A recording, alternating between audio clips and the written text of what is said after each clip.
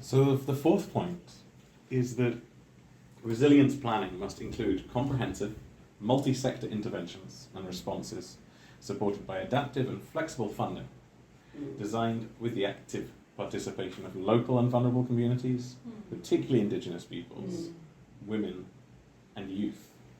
So we have some different constituencies here, and perhaps first I can go to the two bishops and ask about the importance of the active participation of the Church, and then come to Dr. Rose to talk about the importance of the active participation of Indigenous peoples, and then come to Amal to talk about the active participation of youth. And both Amal and Dr. Rose, you can talk about women's involvement in this and the importance of that too. So I'll go to the two bishops first, and possibly I think I will refer back to what Archbishop Julio was saying about faith and resilience. Yes, it's great that organizations help, and it's very important that we have a direct access to funds when there is a big problem. Yes, we can always ask people to have faith, and without faith they cannot survive. And yet, there must be a way of really having a direct access to funds and helping those who are in need. So the Church somehow have to find this way of helping. In the refugees ministry, we have people coming and asking for very basic commodities, and sometimes people are not registered in the proper way. As a church, will you just wait for them to register, or you just give the help because you have to help them in this situation? I think it's always be a balance between how to support people in the time of need and encourage them to have faith, and yet do all we can as a church to support them. What caught my attention about this opportunity and this capacity is to work with other groups. We know the only thing that the church can do, but there are within the civil society different NGOs and different institutions and different organizations that also come with their resources. It gives me the understanding that we can pool, in all these resources, and as we move forward with the concrete actions, we are doing it with the understanding that we are not the only one providing a resource, but there are 3, 4, 5 organizations that are doing that. And not only the resources, they come with certain knowledge that we don't have. And I think it's important to hear from them, to learn from them, so that our response will be one that is also well informed. People that work with children, institutions that work with children, institutions that work with women, institutions that work with youth, they can share the knowledge that they have with the church and the church together. We do this united. But again, there's the interfaith aspect of it in terms of using different faith leadership to be able to respond to the needs of the community. So you will have from different faith groups, coming together and responding with resources that they have, because it's about responding to human needs. The person is the center of the response that we want to give, because it's the people involved. So sometimes there's various denominations within the ecumenical world and are various denominations within the interfaith world that come together and respond. And I think we need to be open to that. You see, because what we're looking for more and more is, to add more people to the process of helping and responding. I can give you a practical example, because we have an organization, Islamic organization, who give food to our deaf children in our deaf ministry. We do help many Muslims in our hospitals. There we go. Yeah. With the Indigenous perspective, I can only speak from our race of people and Melanesian in the Torres Strait. Our cultural ways, like whatever we have, we give. And we have this rule in my clan, because we are a chieftain clan, my father's side. And his vision was always, because he was a man of God, he was a man of the church. And he said, whatever we have, when we grow up, and whatever profession we undertake, whatever we have, we help. A majority of that is, and I have to say that blessed be God, that we continue with this. Like I must work out, but half of my salary goes to the countries that I'm obligated to. But I know God provides at the end of time. We have an year, it's called harvest here, like when people plant everywhere else in different island groups. But then there's a time of sharing.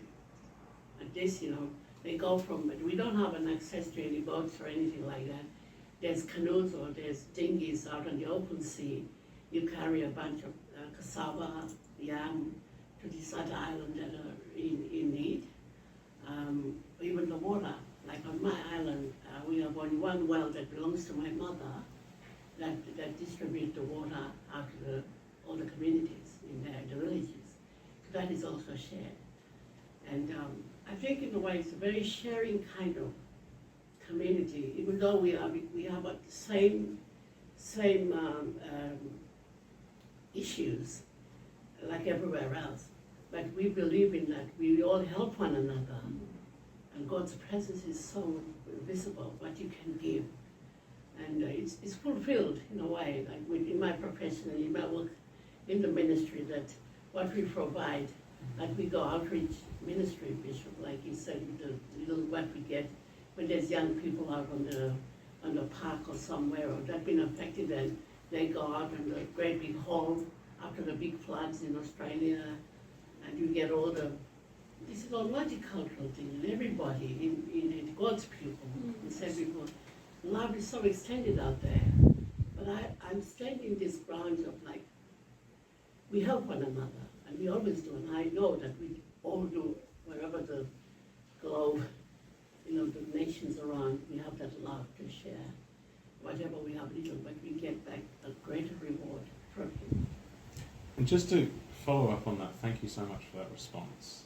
To invert the question, if we planned for resilience building and ignored Indigenous voices, what would we lose? What would be missing if we didn't include and didn't seek help and support from them? Well, you see, because our people are spiritual people, and we have visions, we have a faith in our own cultural way, related to the sea and where we nurtured in the time immemorial, when God has given us these little islands for us to live harmoniously.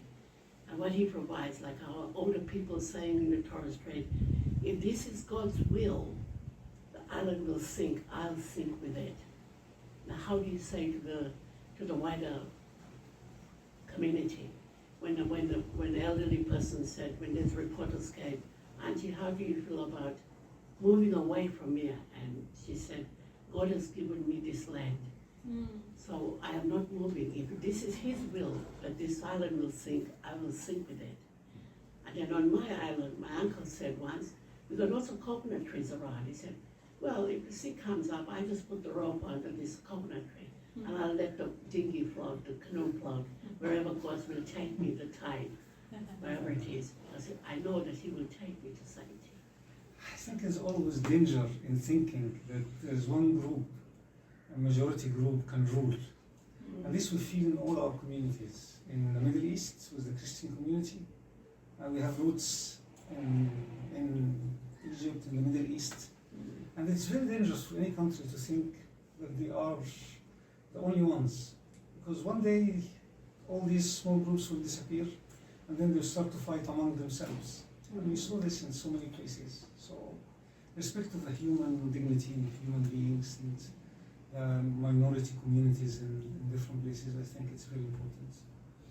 I think the great loss will be to not recognize and not have the benefit from the spirituality that comes from the living experiences of the indigenous groups, of African descent groups.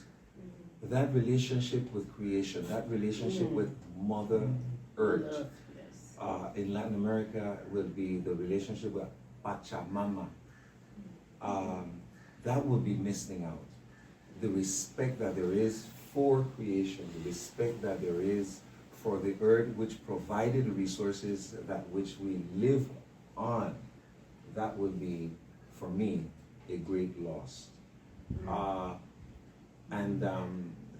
I also think, not only with the indigenous groups or the African descent groups, we'll be missing out if we don't hear from women, because anytime there is a catastrophe, the first responders or the first ones to be shocked are women, are the ones that are most vulnerable, are the ones that, receive, the hardest blow are women, young people, and children, the other caretakers.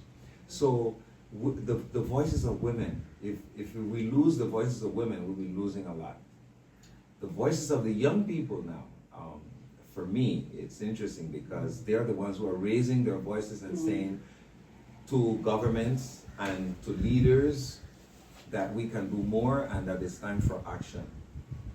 What I'm hearing is a call of attention to us all. This is not the generation of tomorrow. This is the generation that walks along with us today, but we are going to be, closer with the Lord as we die, and they will continue on. And I also hear them saying, what have you done in order to, take care of creation? And what are you handing me over? Something that is not well, that I have the responsibility to take care of. So it makes a lot of sense that those are the voices that we need not to miss out on. But in the same way, we need to make space, not only for the voices to be heard, but the faces to be seen, and the people will be inserted in the places where decisions are being made.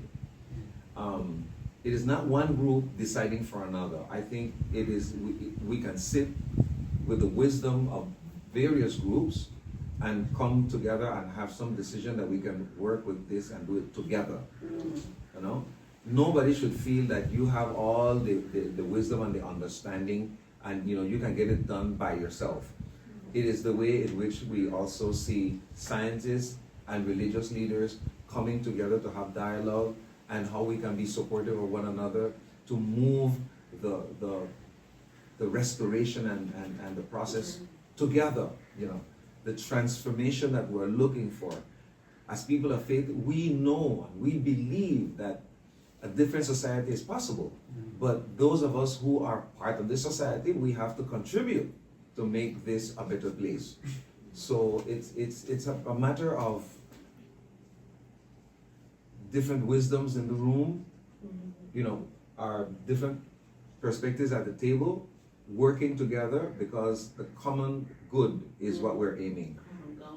The common goal, and also the respect of every human being is at the I think it's the important goal. to hear the young people Yeah. building on Yeah. Thank you, Archbishop Samy. Okay, yes. I think, I believe that women and youth are the backbone of a society. Because when I look at our context, and recently, again quoting the example of floods, when we gave a call in the churches that we are requesting you to come forward and help us in collecting relief for the flood victims, the youth and women were the first ones to respond. Here I'm not talking that the men are not doing their part, they are doing their best. Because in Pakistani culture, mostly women are they stay at homes. So men are there to provide for the family, and women are mostly, they live in homes and they take care of the house. And youth, we always make jokes in Pakistan that during the Sunday service, there are more youth and women in the church, and less men in numbers. So I think they hold an immensely important part, because youth is vibrant, and whenever there is a catastrophe, they are always the ones to come up and help those who are facing problems. When it was, I will quote the example of Hyderabad Diocese. It was the diocese where the flood actually came in Sindh. So I was looking at the pictures shared that the youth they were going into the waters, they were rescuing people, they were providing medical facilities, providing health awareness because dengue fever is very much there. So because of the water and everything, so they were providing awareness on that. They were providing the medicines, healthcare, doctors. They took doctors with them, and before, like I think when we were talking about resilience, I also want to add my point into that. When we were collecting relief, we were thinking this is just too little because there are so many people, millions of them, who are facing harsh of cold and water. So my mother told me a little story about sparrow. The entire city was in fire, and that little sparrow took some water in its beak and dropped a drop of water into the fire. And one of the bird asked that, how are you contributing? This is just one drop of water. The sparrow said, I'm doing my part. I'm contributing my part, what I can do. And when I was looking at the blankets and everything that our youth and women actually provided us with, because men are more in doing the logistics and bringing everything, providing the funds and everything. So they have a crucial part to play in providing the funds. But these are the women and youth who actually collected everything and provided us with that. So when I was looking at the blankets there, I told my mom, I was talking about her, that when a child and a mother would be in this cozy blanket, that is all we are here for. That is what we are aiming for. And that is why I believe that youth and women plays an important part. And you know that they were the women who went to the tomb of Jesus Christ in early morning. And that shows how important women are in the Christian faith. And even in the Muslim faith and all faiths, it's not about faiths, it's about a woman. And a woman takes care of the household. If she can give birth, she can bring change. Giving birth is a very crucial and risky part on a woman's body. When she can do that, she can bring change. And whenever there is a crucial part playing in society, youth is the first one to come up and help. So I believe they are the strongest pillars and architects of the society. Women are the architects of society, and youth come along. So thank you so much. And Amal, I really do appreciate your contribution. As a religious leader, my take on this is, we need to take youth seriously and take women seriously. Yes, very much needed. Because maybe some leaders are not understanding what it means to have young people and women at the table. Oh yes. And sometimes you want to do it out of, they say that we have to have the presence of women and we have to have the presence of youth. It is more than just have the presence. I think we need the wisdom that comes from women, wisdom that comes from youth. And we need to listen to that.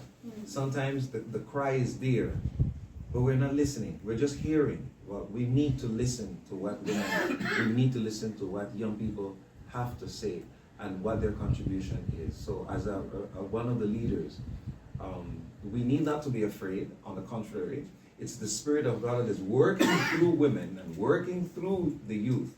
And that is the wisdom that we really need to listen to and take care of. This reminds me of St. Paul saying, advising Timothy, that do not let others look down on you because you are young. So that is exactly my point, and that is what you are trying to say.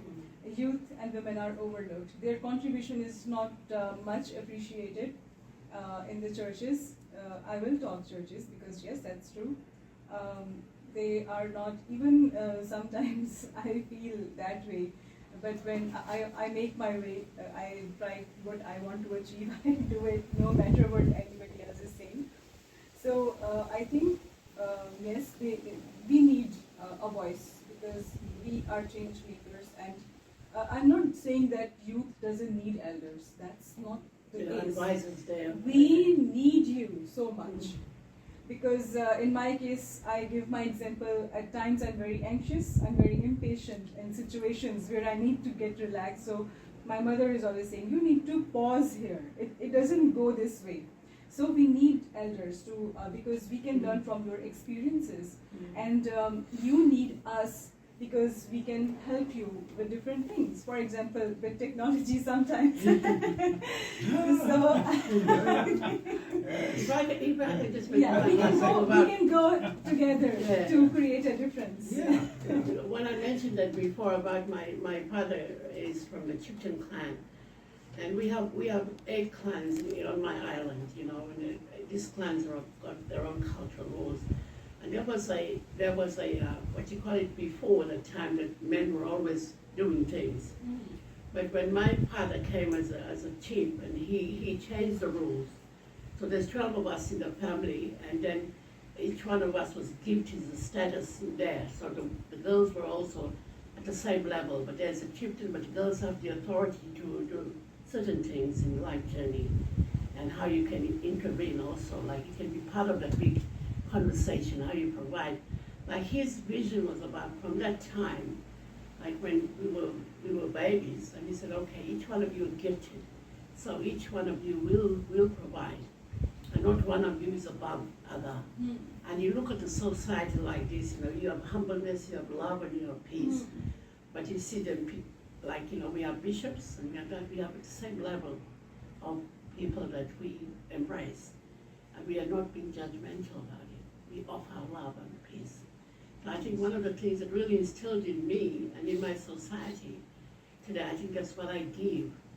Because of that upbringing. And then in the Torres Strait, you will see this visible.